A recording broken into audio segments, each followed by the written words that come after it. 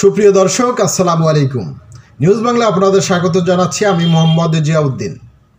আমরা দেখেছি থানায় জিডি অর্থাৎ সাধারণ ডায়েরি করতে গেলে বিড়ম্বনায় পড়তে হয়, বা অভিযোগ দাখিল করতে হলেও বিড়ম্বনায় পড়তে হয়। সামনের দিকগুলোতে এই পদ্ধতি অনেক সহজ করা হবে, যাতে করে ঘরে বসেই জিডি বা অভিযোগ দাখিল করা সম্ভব হয়।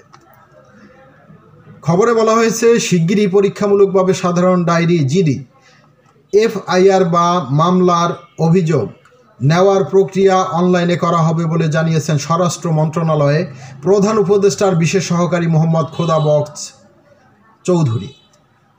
মঙ্গলবার 15 এপ্রিল সচিবালয়ে স্বরাষ্ট্র মন্ত্রণালয়ের সম্মেলন কক্ষে আইন শৃঙ্খলা কমিটি সংক্রান্ত কোর কমিটির সভা শেষে সাংবাদিকদের এক প্রশ্নের জবাবে তিনি কথা জানান।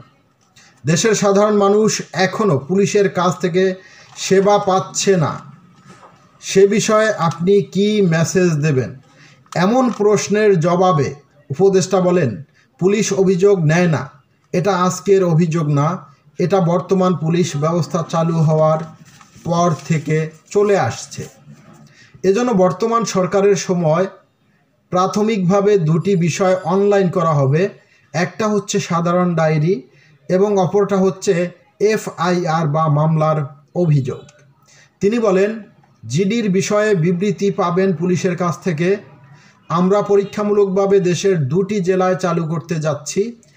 একই সঙ্গে খুব অচিরেই এফআইআরটা অনলাইন করব। তারপরেই এসব বিষয়ে স্থায়ী সমাধান হবে বলে আশা করছি। দর্শক, ভালো থাকবেন। আল্লাহ হাফেজ।